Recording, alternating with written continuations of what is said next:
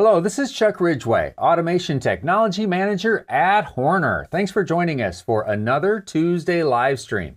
Well, we are continuing our OCS360 series today. Here's today's topic. OCS360, how does it work? Today is not one of those days where we're going to do a lot of demonstrations or take you step by step. Instead, we're going to take you under the hood so you can see how OCS360 is built. Why is that important? Well, for a variety of reasons, but maybe most importantly, so you can trust that OCS360 is secure with your data. Okay, so without any further delay, let's dive right in and break down today's topic. Okay, we're going to start out with a very quick review of OCS360 just to get everybody on the same page, and then we'll go under the hood. What does the architecture look like? Is the OCS to cloud connection secure? What about your data? Is it secure? How is credit card data handled? What about MQTT? But before we dive into all those topics, it's time for a guest. Okay, let's bring in my colleague, Mr. Don Clutterbuck, who's going to be joining us for pretty much this entire OCS360 series. How are we doing today, Don? Very good, considering it's my birthday today. So, happy birthday! Excellent, very good. Hey, today we're talking about how OCS360 works. Now, one thing I'm curious about, you've been talking to potential customers about OCS360 really since it's been in the early days of development all the way through kind of the beta period that we've been through. So what are the kind of things, as you talk to potential customers about OCS360, what are the things that they're interested in learning about it? well, the first thing that everyone asks about is what's the cost, right? Sure. It's being compared to other packages out there, and we tried to do the best to make it affordable for our customers. So the first thing is to review the plans that we have, the silver, gold, and platinum, and explain what each one of them does. And then it's really down to how much data per minute we are sending up. So that's the first question. Okay. The second question is, how easy is it to work with OCS360? And we have tried to make that as easy as possible, meaning there's no really MQTT setup. It's all configured to connect to the OCS360 broker. And in Cscape, in the Program Variable tab, there's a OCS360 column that when you check those variables get loaded into the default publish group, which then gets transmitted or published up to OCS360. So we have made it as easy as possible to get data at least up to the cloud to start collecting data. The third is how secure is our data, and we'll talk a little bit more about that. But is our data safe? Are you looking at our data, which we are not, unless you ask us to. It's your data. So those are the three major things that they ask. The fourth one, of course, is what OCS controllers that they connect to. And right now, we're only connecting up to Prime and Canvas units. Right. So if we take a look at those questions that you reviewed there, I mean, I think we've done a pretty good job so far, at least, of letting them know what it costs, right? What OCS360 costs. Yep. We've tried to give them an idea of how easy it is to set it up, get subscribed, get data flowing to the cloud, and we'll have more that we'll be covering on other aspects of OCS360, and they can decide for themselves how easy it is. And then on the security side of things, I mean, I think that's one of the things we're really going to dive into with a lot of detail today as we talk about how OCS360 works, because security is a big part of how it works. So what would you say are some of the top security features in OCS360? Security is the number one feature that we've designed it on. First of all, the biggest question we get is our credit card safe? Right? We use Stripe as our credit card third party. Horner does not have any information on your credit card. We do not keep it. It's in the Stripe server, and we just can't see it. Right. It's done that way, and that's the number. Stripe is the number one, I guess, credit card authorization platform that you could use. So that was the number one question we get. Mm-hmm. The second question is data. Is our data safe?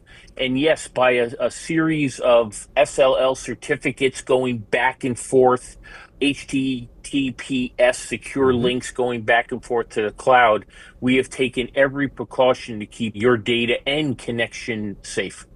Yeah, so, and we're going to be going into each of those and more in a lot of detail today. So hopefully customers will get a good comfort as to the steps that we've taken to keep, their data, their credit card information, all that stuff secure. So as we sit here in early February, I think about February 11th, what's a message you would have for those folks who are interested in OCS 360 or think they might be interested in OCS 360? Okay, now that the Seascape 10.1 and the associated firmware has been released, my suggestion would be go out, get your controllers all set up, and then go to OCS360.cloud to sign up for your subscription. Now, as we said last week, when you sign up, you get 90 days free. So therefore, you have 3 months basically to check out your application, see if it will work for you. At any time, you can cancel the subscription. And then towards the end of the 90 days, you will get email notifications reminding you that your credit card will be charged. But I could just say, now that all the software and firmware are out, let's go out and get it connected to OCS 360. Yeah, there's really no risk. I mean, you're going to get full functionality for 90 days. It's not a hamstrung version or anything like that. So that's really the message for today. Everything's ready. Seascape's ready. Firmware's ready. Get out there, try it out, and make a decision based on real-world experience. All right, awesome. Thanks, Don. Correct. All right, so we're going to be getting together again next week where we'll be talking about dashboards, I believe. So until then, we'll talk to you later. Thanks. Have a great day. You too. And happy birthday. Thank you. Okay, let's do a quick review of OCS 360 just to get everyone on the same page. OCS 360 is a new cloud service from Horner Automation. It's designed to make it as easy as possible for you to send data from your OCS controllers in the field up to the OCS 360 cloud. What can you do with the data once it's in the cloud? Well, you can archive it for future requirements, maybe machine learning for AI in the future. You can also create dashboards so you can see in real time what's happening with your applications. Also, you can do remote alarm annunciation and other notifications. So if something happens in the field, you'll be notified via email or SMS. And of course, you can build your dashboards so you can get a view of what's going on everywhere in your applications. The way that the OCSs send data to the OCS 360 cloud is a little different than your traditional request and reply protocols like Modbus TCP.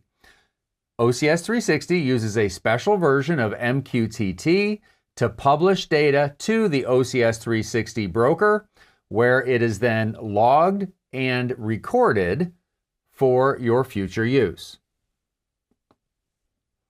Okay, now what do you need for OCS 360? Well, you need the very latest version of Seascape, which is Seascape 10.1, not Service Pack 1, but Seascape 10.1, which is available for download from the Horner website. And you need either a Canvas controller or a Prime controller loaded with the latest firmware, version 17.1, also available on our website. And then, of course, you need an internet-style connection with your controller so that it can reach the OCS 360 cloud. And then, of course, you need to sign up for OCS 360. Now, what does OCS 360 cost? Well, there are 3 standard plans, and they primarily vary by the amount of data that each controller is allowed to publish to the web in terms of variables per minute. The Silver plan is 250 variables per minute, the Gold plan at 500, and the Platinum at 1,000. There are some other differences, but those are the primary differences. And OCS 360 is per controller per year. Now you can try out OCS 360 90 days with no risk. and it's full functionality. It's not a crippled version of OCS 360. So you can sign up for a plan, sign up to 10 OCSs for that plan, and then try it out fully for 90 days. And then at the end of the 90 days, you can get everything dialed in terms of the number of controllers you're going to support moving forward, and then your credit card will be charged. And of course, you can add additional controllers in the future. Okay, so that's our quick review of OCS 360.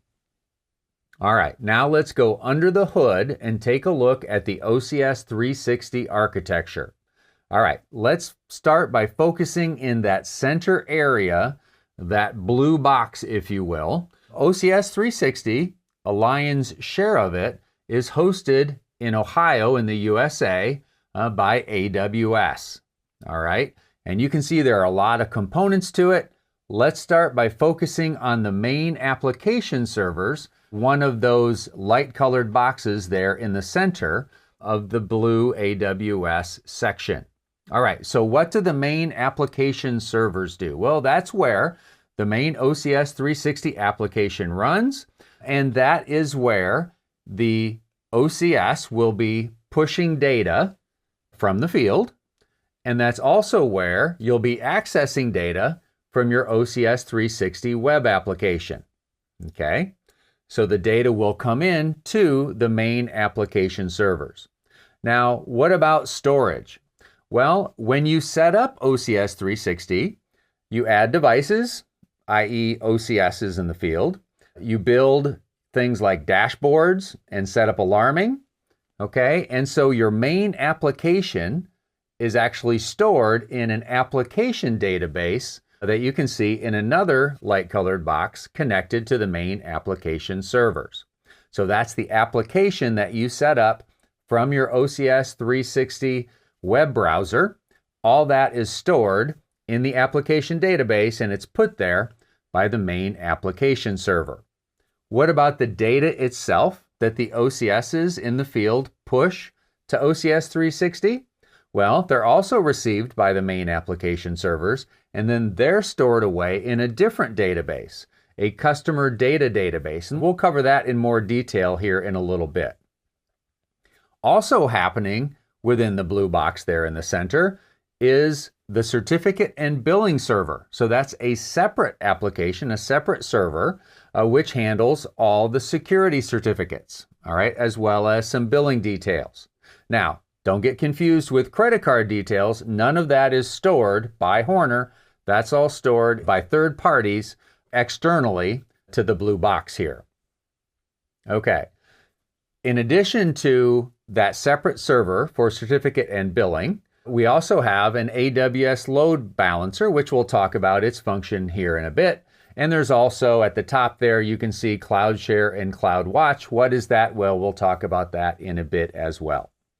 Now, in addition to storing your application and storing your data in those databases, there are also other functionality within OCS 360 that is linked to third-party services. For instance, if you want to generate an email on an alarm condition, all right, well, the OCS 360 service utilizes a third-party email service to actually send those emails. Now, none of the sensitive information is stored externally. That's all stored locally.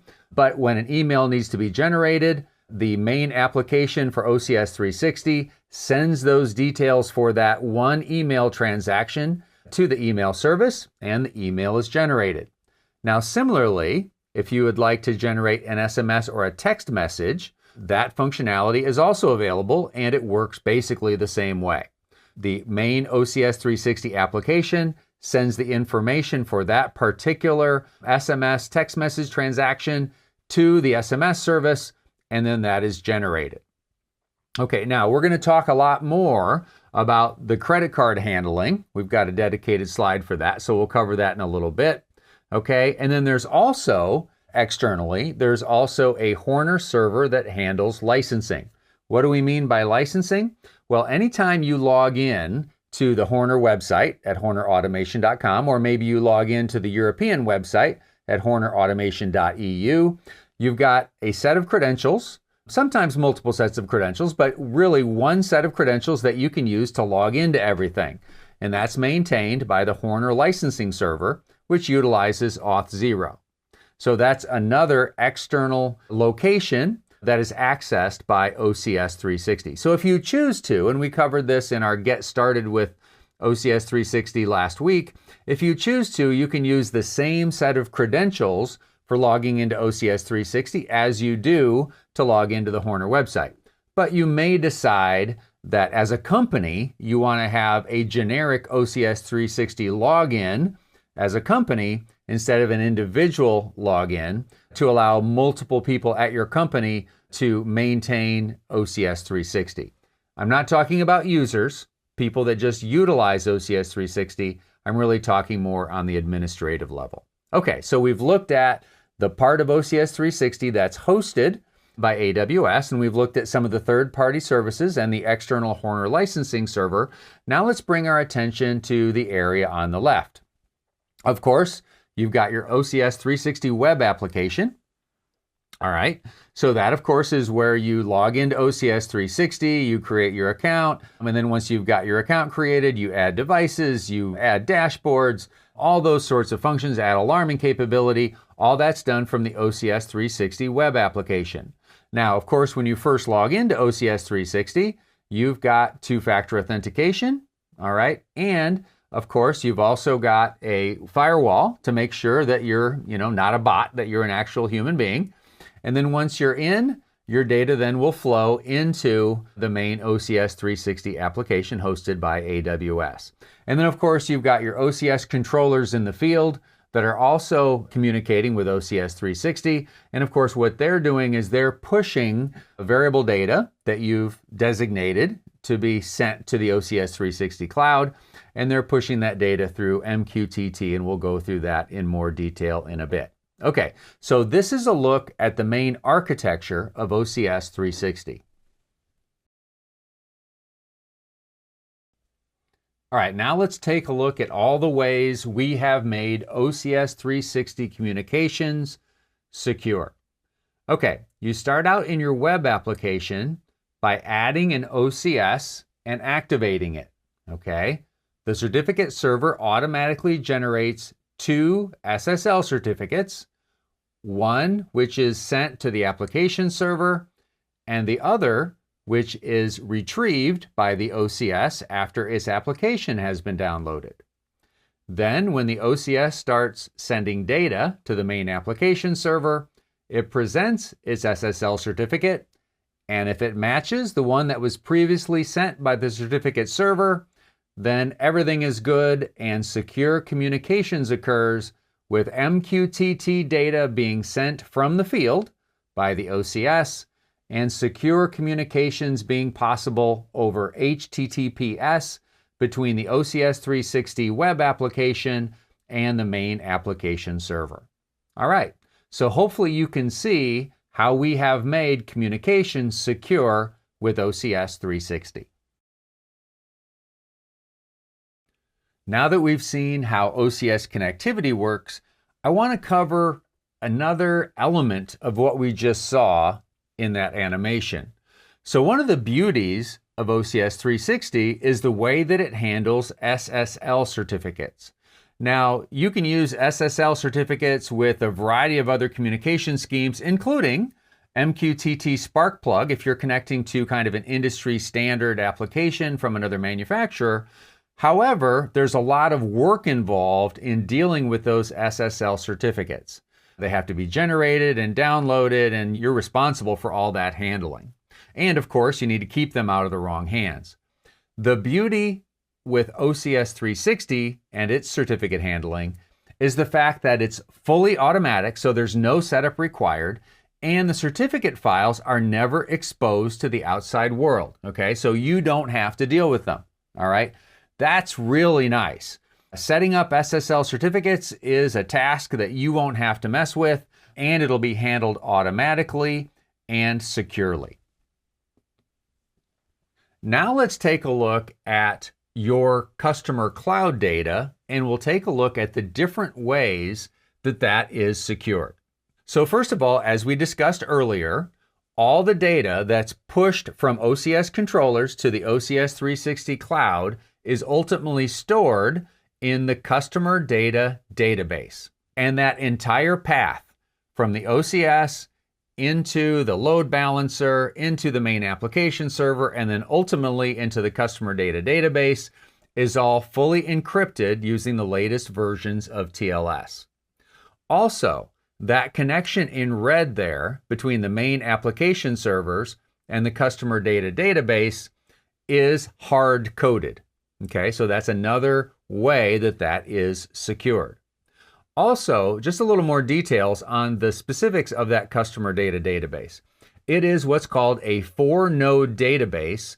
And what's a big deal about that? Well, by that design, it means that that database is designed for both fast access and redundancy.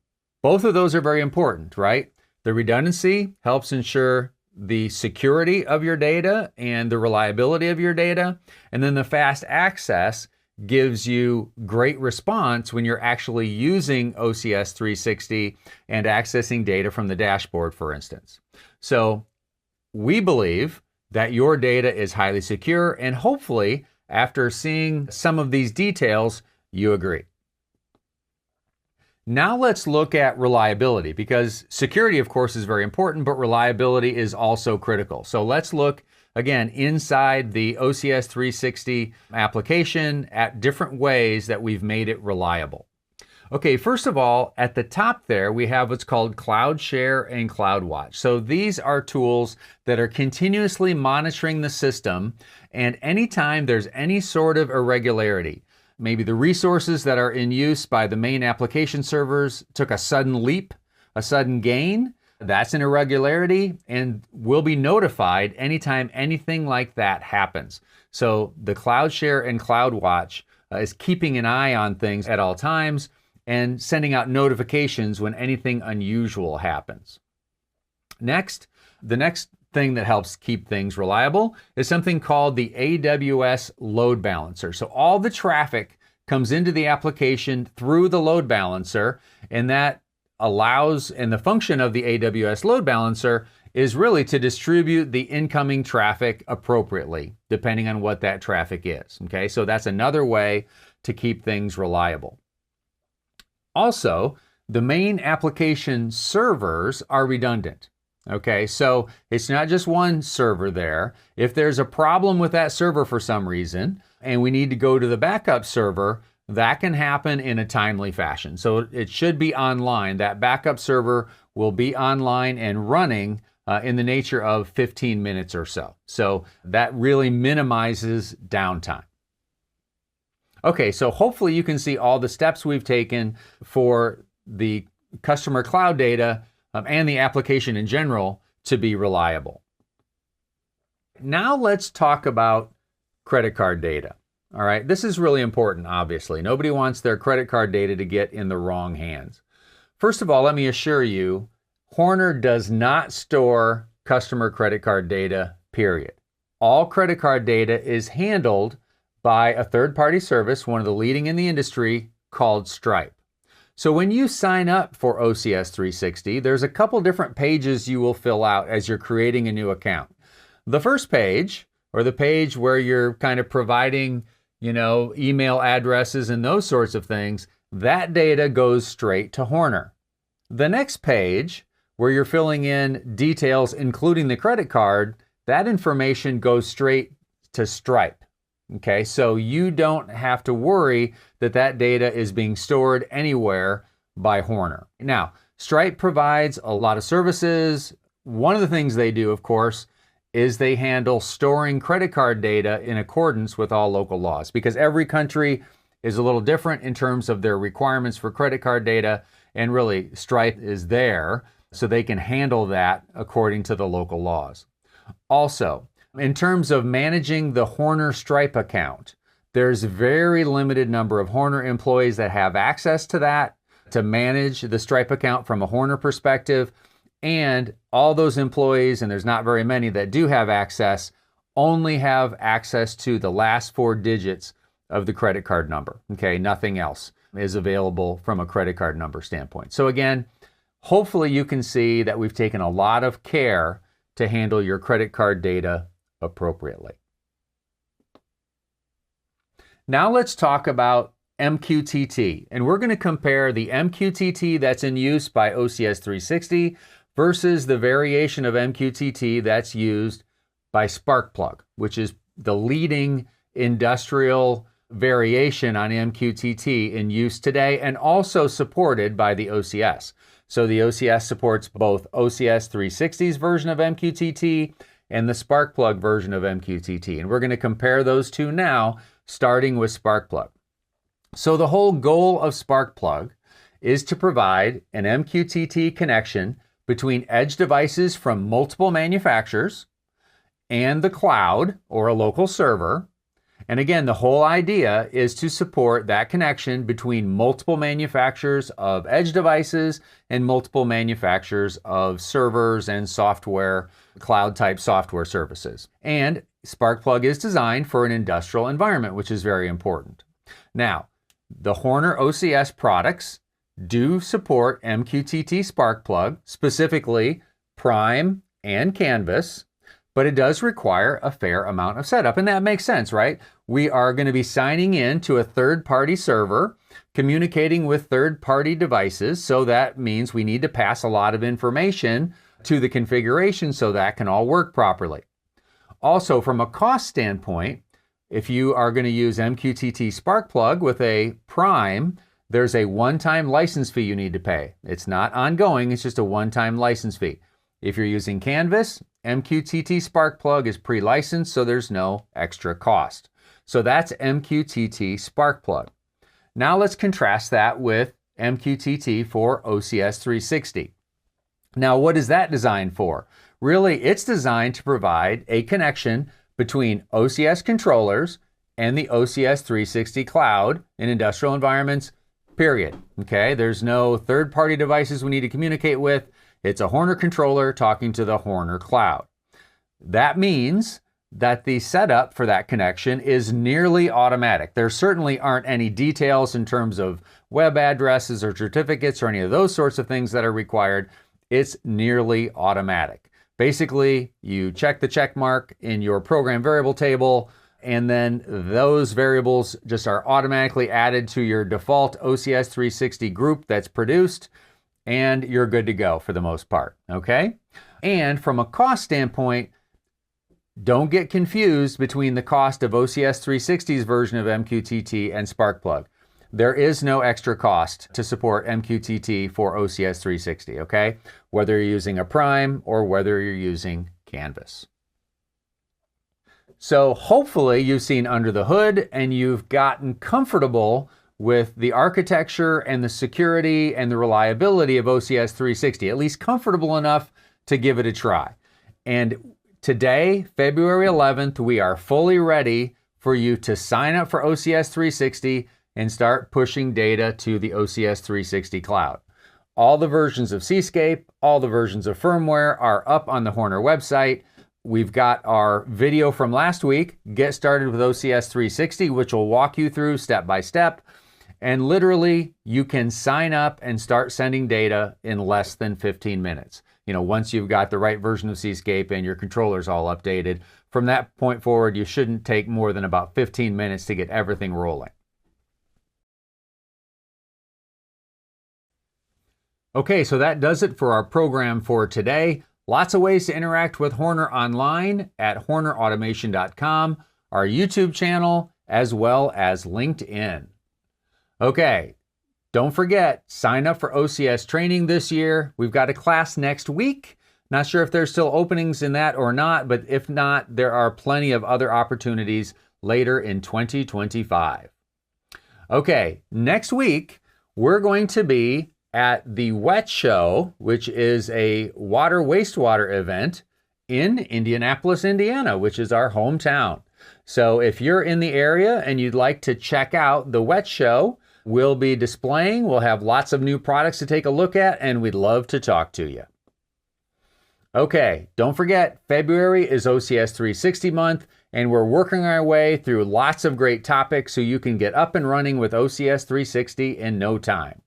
And next week, we're going to go through dashboard development. That's a very common task, a very common feature of OCS 360 is the ability for you to develop custom dashboards. And we're going to show you how to do that in some detail next week. So next week will definitely be a how-to type video. Okay, if you haven't subscribed to our channel, don't hesitate to do so. It doesn't cost anything. And if you choose notifications when you subscribe, you'll be notified every time we go live or every time we post a new video. All right, so until next week, when we go through OCS 360 dashboards, let's all get out there and do some good.